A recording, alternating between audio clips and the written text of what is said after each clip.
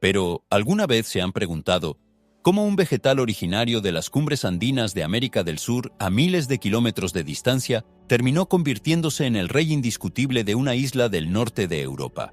Los libros de botánica comercial nos hablan de rutas de mercaderes, tratados agrícolas y botánicos reales. Pero la tradición popular, la memoria viva de los pueblos costeros de Irlanda, guarda un relato muchísimo más fascinante, trágico y misterioso. Una leyenda que asegura que el destino gastronómico de Irlanda no se decidió en un despacho de Londres, sino entre los cadáveres, el oro y los maderos astillados de la Gran Armada de Felipe II en el año 1588.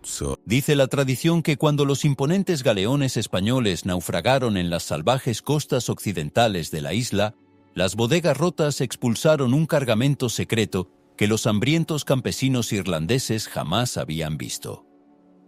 Hoy vamos a dejar por un momento los mapas de alta estrategia militar para explorar una de las historias más curiosas, ligeras y sorprendentes de la historia universal. La leyenda de cómo la Armada española introdujo por puro accidente el alimento que transformaría a Irlanda para siempre. Quédense con nosotros porque el viaje de hoy va a cambiar la forma en que ven un plato de comida. Otoño de 1588. El Canal de la Mancha ha quedado atrás. Tras fracasar en su intento de enlazar con las tropas del duque de Parma en Flandes, la armada enviada por Felipe II se ve obligada a tomar una ruta desesperada para regresar a España. Rodear por el norte las islas británicas, adentrándose en las traicioneras y desconocidas aguas del Atlántico. Lo que los marineros españoles no sabían es que se dirigían directamente hacia una de las peores series de tormentas registradas en el siglo XVI. Sin mapas precisos, con las amarras cortadas y los barcos dañados por la artillería inglesa, las naves de la Armada se convirtieron en juguetes de la furia oceánica. El resultado fue dantesco. Decenas de galeones, naos y urcas fueron arrojados como astillas contra los acantilados de piedra de las regiones irlandesas de Connacht y Munster. Para los clanes irlandeses que habitaban esas zonas costeras, la mañana siguiente a las tormentas presentaba un panorama irreal. Las playas estaban alfombradas de restos flotantes. Había sedas de lujo, doblones de oro, espadas toledanas, cañones de bronce. Y desafortunadamente, miles de marineros españoles ahogados o exhaustos que buscaban refugio. Irlanda estaba bajo el control nominal de la Inglaterra de los Tudor, y las autoridades británicas ordenaron la ejecución inmediata de cualquier superviviente español. Sin embargo, los campesinos locales, movidos por la piedad religiosa, ya que ambos pueblos eran católicos, o por el simple deseo de pillaje y supervivencia, acudieron en masa a los restos de los naufragios para rescatar todo lo que pudiera tener valor. Es en este escenario de caos y rapiña donde la leyenda sitúa el nacimiento del idilio irlandés con la patata. Según cuentan los ancianos de condados como Galway o Mayo, entre los barriles rotos de galleta marina podrida y salazón, los campesinos locales encontraron unas extrañas raíces redondas, marrones y cubiertas de tierra. Eran las provisiones de reserva que los barcos españoles traían desde sus bases en la península ibérica. Curiosos y acosados por la escasez crónica de alimentos que sufría la isla, debido a las guerras de ocupación inglesas, los campesinos decidieron enterrar aquellos extraños tubérculos en sus huertos para ver qué ocurría. Lo que sucedió a continuación en los campos de Irlanda roza el milagro de la adaptación biológica. Hasta ese momento, la agricultura irlandesa dependía fundamentalmente del grano como la avena y la cebada. Pero el grano es un cultivo delicado. Requiere campos llanos, arados profundos, mucho sol y un clima predecible. El oeste de Irlanda no tenía nada de eso. Era una región de suelo sumamente rocoso, pantanoso, batido por vientos constantes del Atlántico y bendecido con una lluvia interminable que pudría las raíces de la mayoría de las plantas europeas. Pero la patata era diferente. Al haber evolucionado en las altitudes extremas, frías y difíciles de la cordillera de los Andes, el tubérculo americano poseía una resistencia genética formidable. No necesitaba un suelo fértil ni un sol radiante.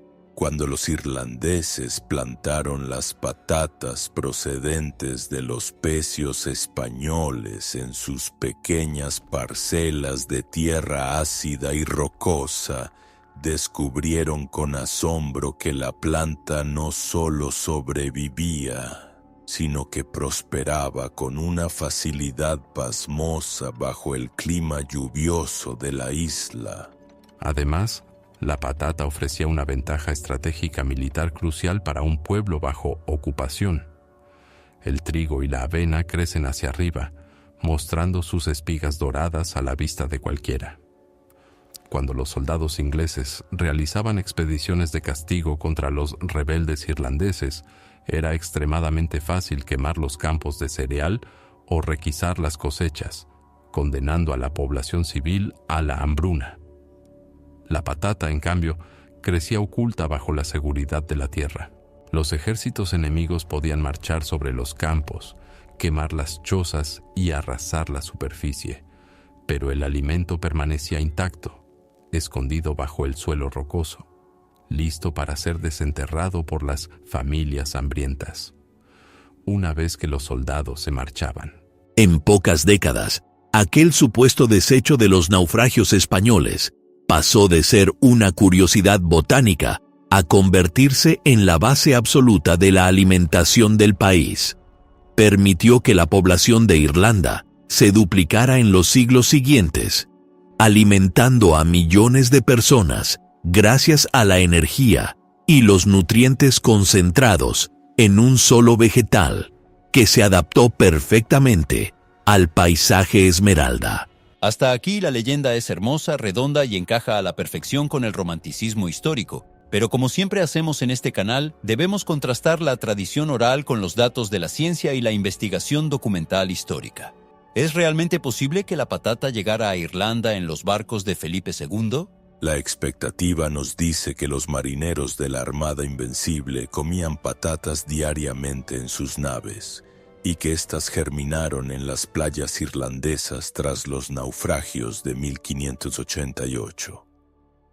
Pero la realidad es que los registros oficiales de abastecimiento de la Armada, que detallan minuciosamente cada kilo de comida cargado en Lisboa y La Coruña, no mencionan las patatas por ninguna parte.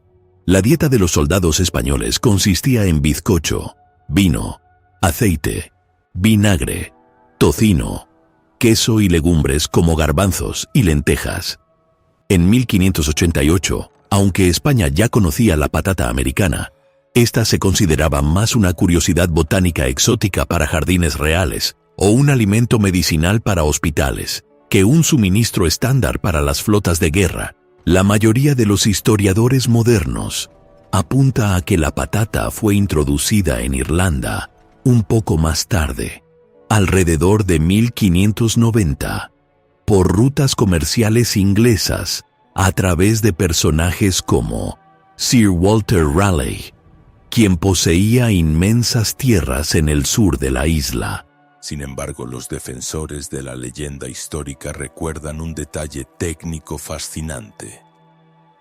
Muchos de los barcos de la Armada que naufragaron en Irlanda no eran galeones de guerra castellanos, sino grandes urcas mercantes bálticas y naves requisadas en puertos del Mediterráneo, que venían cargadas con enseres privados de oficiales y nobles adinerados.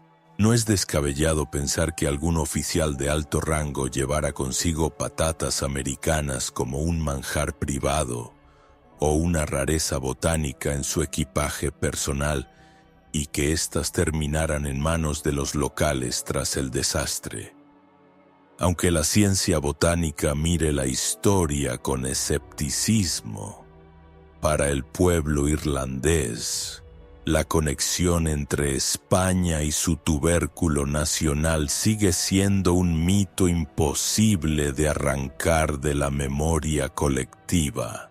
Sea una realidad histórica documentada o una hermosa fantasía nacida del trauma de los naufragios, la leyenda de la patata en Irlanda nos demuestra que la historia de la humanidad está conectada por hilos invisibles y maravillosos. Un conflicto geopolítico global entre el Imperio Español y la Inglaterra de los Tudor, diseñado para cambiar el trono de Londres, terminó influyendo de la manera más inesperada en el menú diario de millones de campesinos a lo largo de los siglos. Las olas del Atlántico arrastraron los restos de una guerra, pero sembraron en el imaginario popular las semillas de la supervivencia de un país. Las tragedias del mar se transformaron, con el paso de las generaciones, en historias contadas al calor del hogar, acompañadas por el aroma de una olla de patatas hirviendo bajo la lluvia constante de Irlanda. Y es precisamente este tipo de historias, donde los grandes imperios se cruzan con los detalles más cotidianos de nuestras vidas, lo que nos apasiona descubrir en este canal. La historia no solo pertenece a los generales que firman los tratados, pertenece a los detalles ocultos que los libros de texto suelen pasar por alto. Si les ha fascinado descubrir este viaje milagroso, de la patata desde las bodegas de la Armada hasta los campos irlandeses, y quieren seguir desenterrando los secretos, los mitos y las verdades ocultas del pasado de una forma rigurosa pero entretenida, este es el momento perfecto para unirse a nuestra comunidad. No dejen que el algoritmo decida qué parte del pasado van a conocer. Al hacer clic en el botón de suscribirse que ven aquí abajo y activar la campana de notificaciones, se aseguran de formar parte de nuestra tripulación en cada nuevo viaje de investigación histórica que publiquemos. Su apoyo con un simple clic es el combustible que nos permite seguir pasando horas revisando archivos y restos arqueológicos para traerles la verdad sin censura. Apoyen el contenido educativo e histórico en YouTube.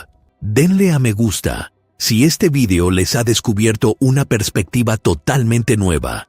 Compartan esta curiosidad con sus amigos amantes de la historia o la cocina y dejen su comentario abajo. ¿Conocían esta increíble leyenda? ¿O creen que es solo un mito de los campesinos? Hablemos de historia en los comentarios. Muchas gracias por estar ahí, suscríbanse ahora y nos vemos en nuestro próximo documental histórico.